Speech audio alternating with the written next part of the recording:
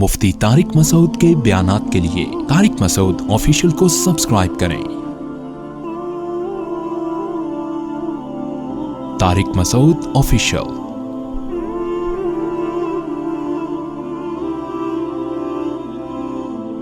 دیکھو، ایک بڑی زبردست آیت ہے قرآن کی جس سے یہ بات اور اچھی طرح سمجھ میں آئی ہے۔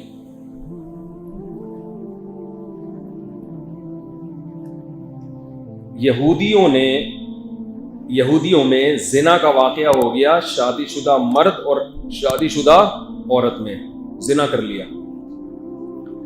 تورات یہ کہتی تھی کہ شادی شدہ مرد اور عورت اگر زنا کریں تو انہیں سنسار کیا جائے، پتھروں سے مار کے ہلاک کیا جائے۔ یہودیوں کا علماء کا جو ہے نا ٹینشن میں آ گئے یہودی علماء کہ یار اگر ہم پتھروں سے مار کے ان کو ہلاک کریں گے ہماری ویلیو کم ہو جائے گی، تو بڑا مسئلہ ہے، گنجائش نکالو۔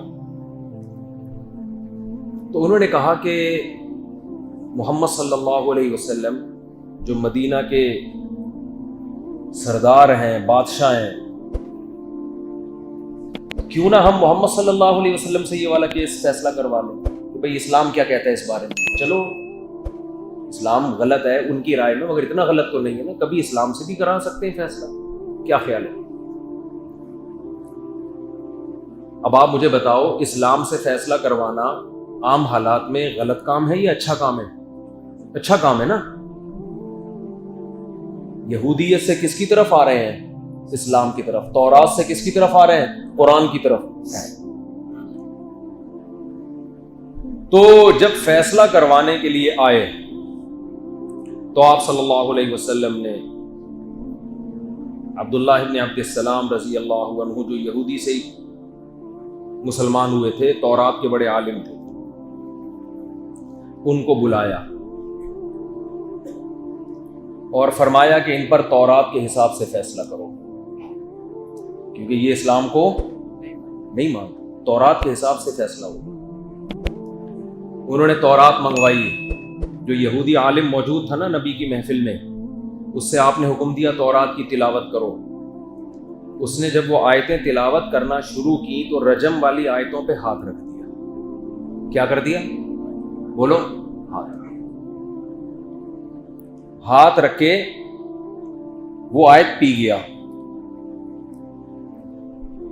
جیسے آپ سورہ فاتحہ پڑھ رہے ہوں، الحمدللہ رب العالمین الرحمن الرحیم مالک یوم الدین ایاک نعبد و ایاک نستعین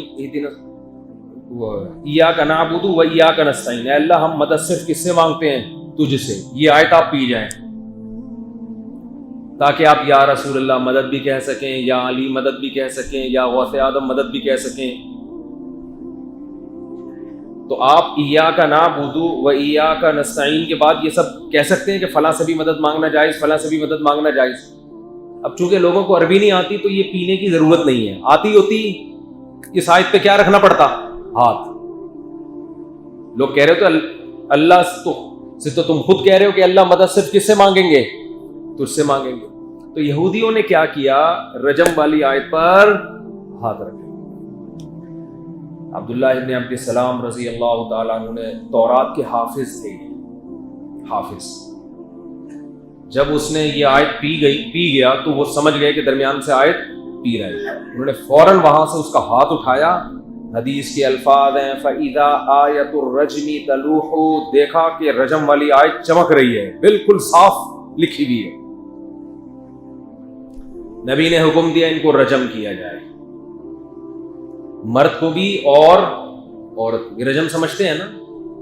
دیکھو اسلام میں شادی شدہ مرد کا زنا کرنا کتنا بڑا جرم ہے۔ اسلام کہتا ہے ان کو زمین میں گاڑ کے پتھروں سے مار کے ہلاک کرو، اور آج یہ زنا ہمارے معاشرے میں کتنا ہلکا ہو گیا۔ شادی کی بات کرو تو چیختے ہیں۔ میں جو شادی کے رٹ لگاتا ہوں نا، اس کی وجہ یہ ہے کہ اگر حلال پہ ذرا سی بھی پابندی لگی تو حرام کی طرف قدم جائے گا۔ اسلام اگر حرام پہ اتنی سخت سزا دیتا ہے تو حلال کے دروازے بھی چوپٹ کھولتا ہے۔ پھر وہ آپ حلال کے دروازے بند کر دیں اور حرام پہ وعیدیں سنائیں تو یہ تو لوگوں کو ایک مذہب مشکل بنا کے پیش کر دیا نا آپ نے۔ ایک آدمی کی بیوی 2 سال سے بیمار پڑی ہے، 4 سال سے بیمار پڑی ہوئی ہے، وہ اس کے قریب ہی نہیں جا سکتا، تو یہ کیا کرے گا 4 سال؟ یہ تو بھوک کی طرح ایک خواہش ہے جو انسان میں پیدا ہوتی ہے، اس کو ختم تھوڑی کیا جا سکتا ہے۔ کوئی جواب نہیں ہے ان باتوں کا، بس وہ عدل نہیں ہو سکتا، حقوق نہیں ہو سکتے، یہ نہیں ہو سکتا، وہ نہیں ہو سکتا، فضول زنا ہو سکتا ہے، ان لوگوں سے زنا ہو سکتا ہے، عدل نہیں ہو سکتا۔ گرل فرینڈ پر خرچہ کر دیں گے، بیوی بنا کے خرچہ نہیں ہو سکتا۔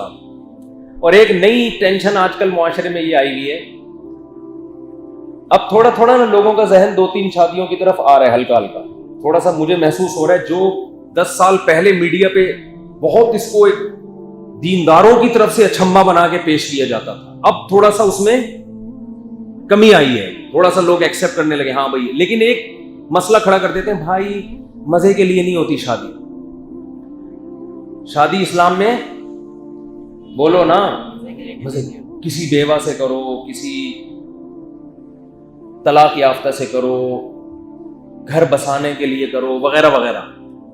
کلمۃ حق ارید بہ الباطل، بات صحیح ہے، لیکن یہ بات کرنے والوں کے اکثر ارادے صحیح نہیں ہوتے۔ اس سے ان کا مقصد یہ ہوتا ہے کہ اگر کوئی 20-22 سال کی لڑکی سے کر رہا ہے نا کنواری، تو یہ غلط کر رہا ہے، مقصد ان کا یہ ہوتا ہے، حالانکہ اسلام میں یہ غلط بولو۔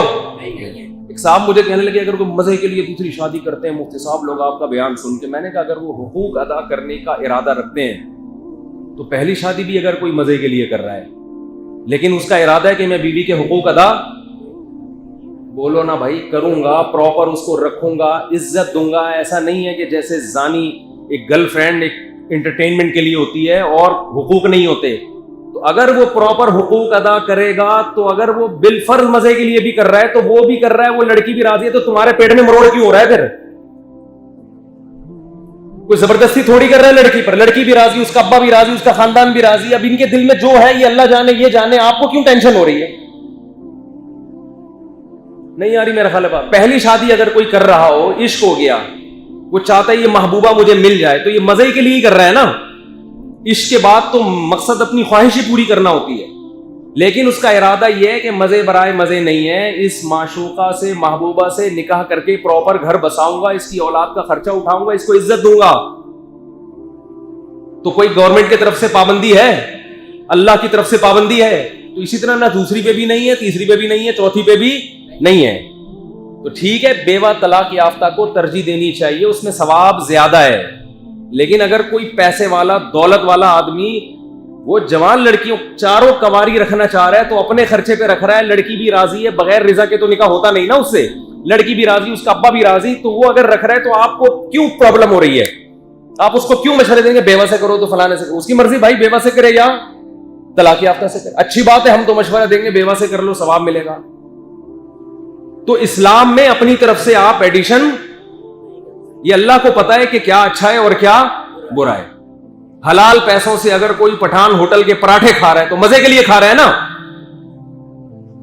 ورنہ یہ پراٹھے صحت کے لیے اچھے ہیں نہیں یار۔ او بھائی، صبح جو ہوٹلوں پہ ہمارے جو کوئٹہ وال ہے نا، بڑے مزے کے پراٹھے بناتے، پنجاب سے رشتہ دار آئے، وہ کہتے تھے کیا پراٹھا کرتے رہتے ہو مفتی صاحب آپ بیان میں؟ میں ان کو جامعہ لے گیا، راستے میں ہوٹل میں نے پراٹھا کھلایا، کہہ رہے یار ایسا پراٹھا میں نے آج تک زندگی میں نہیں کھایا۔ لاہور سے آئے ہوئے تھے، میں نے کہا لاہور میں بھائی، لاہور ہے مگر کراچی ہے۔ ایک تو وہ موسم دیکھ کے بڑا خوش ہو، یار گرمی نہیں ہے، ابھی 2-4 دن سے گرمی پڑی ہے، وہ بھی ختم ہو جائے گی 1-2 دن میں انشاءاللہ، وہ کیونکہ گرمی جاتے جاتے ایک دفعہ ٹاٹا کرتے ہوئے جاتی ہے نا، گرمی ہے یہاں پہ، سردی بھی قابل برداشت ہے۔ بھنگی خانہ تو ہمارے حکمرانوں نے بنایا ہے نا، کراچی تو کراچی ہے بھائی، بھنگی خانہ ہو کے بھی ہم چھوڑنے کے لیے تیار نہیں ہے۔ وہ بھی باہر سے ایک صاحب آئے، ان کو بھنگی خانہ کا مطلب نہیں پتا، تو وہ کہہ رہے ہیں پتہ نہیں لنگی خانہ ہے کراچی یا ڈھنگی خانہ ہے، میں نے آپ کے بیان میں سنا ہے جھنگی خانہ، یہ کیا ہوتا ہے؟ میں نے کہا آپ امریکہ سے آئے، یہ سہولت آپ کو میسر نہیں ہوتا نا، آپ کال کر رہے ہوتے ہیں آواز آتی ہے، یہ آپ کو یہ سہولت میسر نہیں ہے بھائی، آپ انٹرنیشنل کال کرو تو بعض دفعہ یہ آواز آتی ہے آگے سے، آپ کو یہ سہولت میسر نہیں ہے۔ تو میں نے کہا بھنگی خانہ کسے کہتے ہیں امریکہ والوں، آپ کو یہ سہولت میسر نہیں ہے۔ تو کیا بات چل رہی تھی؟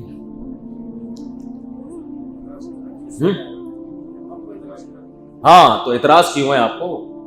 ایک کے آگے چلتا ہوں، ایک صاحب مجھے کہنے لگے یہ بیواؤں سے شادی کرنی چاہیے کیونکہ اگر کنواریوں سے کریں گے تو بیوہ کہاں جائے گی بیچاری۔ میں نے کہا یہ دلیل تو الٹا کر لو تو بھی بنتی ہے، سب بیواؤں سے کریں گے تو کنواریاں کہاں جائیں گی؟ ٹھیک ہے، نکاح کرنے والے مرد مارکیٹ میں شارٹ ہیں، جس سے بھی کریں گے دوسرے کا نقصان ہوگا، سمجھتے ہو؟ آپ بیوہ سے کرو تو کنواری کے لیے مسئلے کھڑے ہو جائیں گے، تو آپ کرو بس۔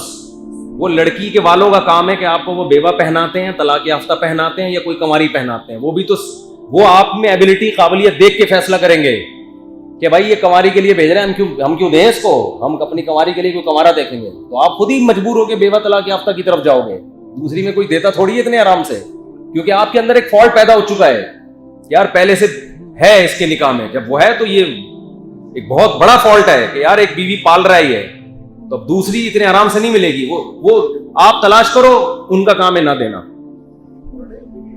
یہ فالٹ ہے نا بھائی۔ ویسے تو یہ خوبی ہے 4 بیویاں ہونا یا 3 ہونا، لیکن جب آپ مزید شادی کرو گے تو ان لڑکی والوں کے لیے تو یہ فالٹ ہے نا، ان کے لیے تو فالٹ ہے کہ ایک بیوی پہلے سے نکاح میں موجود ہے تو ہم کیوں دیں، ہم کسی کنوارے کو دیں، ان کے لحاظ سے یہ کیا ہے؟ فالٹ ہے۔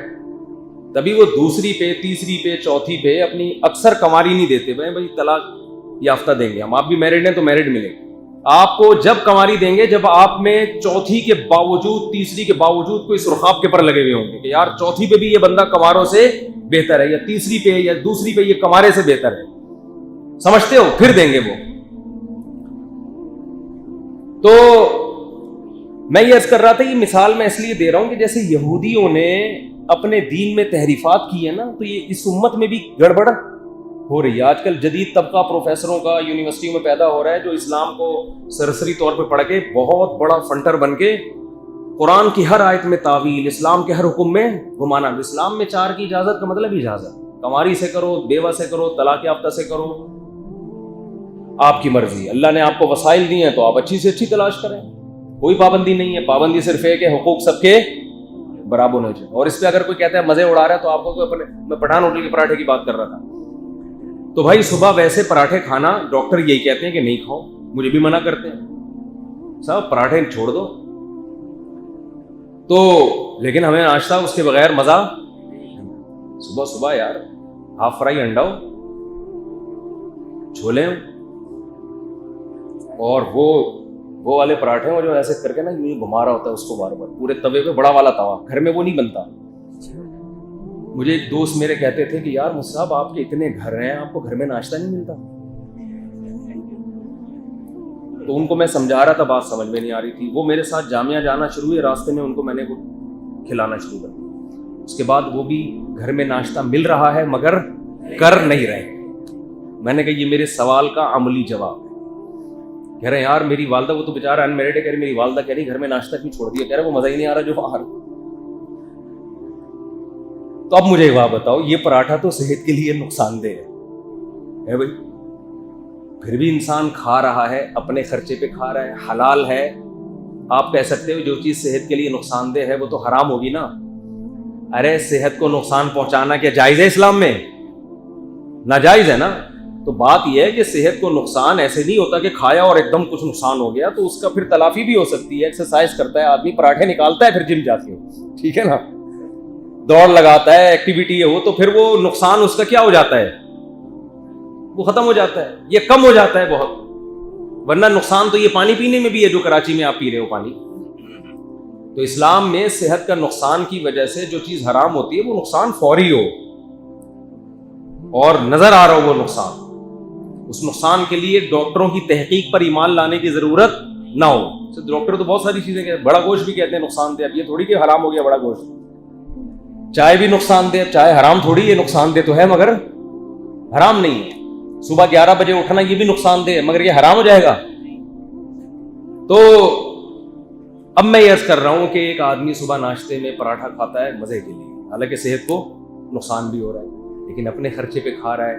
نہ پراٹھے کو کوئی اعتراض ہے کہ مجھے کیوں کھا رہے ہو، اعتراض اگر پڑوسیوں کو ہو کہ مفتی صاحب صبح ناشتے میں روزانہ مزے کے لیے پراٹھے کھا رہے ہیں تو یہ اعتراض بجا ہوگا؟ میں کہوں گا نہ مجھے ہے نہ اس پراٹھے کو اعتراض ہے، تو تمہیں اعتراض اس لیے ہے کہ تمہیں یہ پراٹھا میسر نہیں، یا تمہارا پیٹ ہضم نہیں کر رہا اس کو، اس لیے اعتراض ہو رہا ہے۔ اسی طرح اگر کوئی میرے بھائی 4 شادیاں کر رہا ہے، خوبصورت لڑکیوں سے کر رہا ہے، اس کی نیت ہے گھر بسانے کی، تو اگر وہ کر رہا ہے کم عمر لڑکیوں سے کر رہا ہے، نہ ان لڑکیوں کو اعتراض، یہ وہ پراٹھا ہو گئی نا، ان پراٹھے کو اعتراض ہے، نہ اس پراٹھا کھانے والے کو اعتراض ہے، پھر فلاں بزرگ کو اعتراض، فلاں محلے والے کو اعتراض، فلاں بیوی کو اعتراض ہو تو سمجھ میں آتا ہے اس پہ سوکن آ رہی ہے، اس کا اعتراض بجا ہے، پڑوسیوں کو اعتراض کی، یہ سوائے اس کے کہ جہالت ہے اور کچھ بھی نہیں۔ تو اس لیے فنٹر مت بنو۔ اسلام نے جو دائرہ کھینچا ہے نا، دیکھو 2 انتہائیں ہیں، ایک انتہا رہبانیت کی طرف لے کے جاتی ہے آپ کو، اور ایک انتہا اباحت پسندی کی طرف، لبرلزم کی طرف لے کے جاتی ہے۔ لبرل لوگوں کے ہاں اتنی آسانیاں ہیں کہ نکاح کے تکلف کی بھی ضرورت نہیں ہے۔ ویسے وہ تقریریں کرتے ہیں کہ یہ مولانا لوگ کم عمر لڑکیوں، بعض علماء نے کی ہے نا، تو شادیاں کرتے ہیں اور یوں کرتے ہیں، خود کیا کچھ کرتے ہیں رات کی تنہائیوں میں، کتنی کتنی لڑکیوں سے دوستیاں لگاتے ہیں، اس پر ان کو کوئی اعتراض نہیں ہوتا۔ ایک طرف یہ لبرلزم ہے جن کی خواہشات کے دروازے چوپٹ کھول دیے، حلال و حرام کا فرق مٹا دیا، دوسری طرف وہ مذہبی جنونی طبقہ ہے جو رہبانیت کی طرف لے کے جا رہا ہے آپ کو۔ رہبانیت جو عیسائیوں نے وضع کی تھی کہ نہیں بھائی بس اللہ اللہ کرنا ہے، بیٹھ کے گھر پالنا، بیویاں پالنا، بچے پیدا کرنا اور ان کے لیے کمانا، یہ نہیں ہے،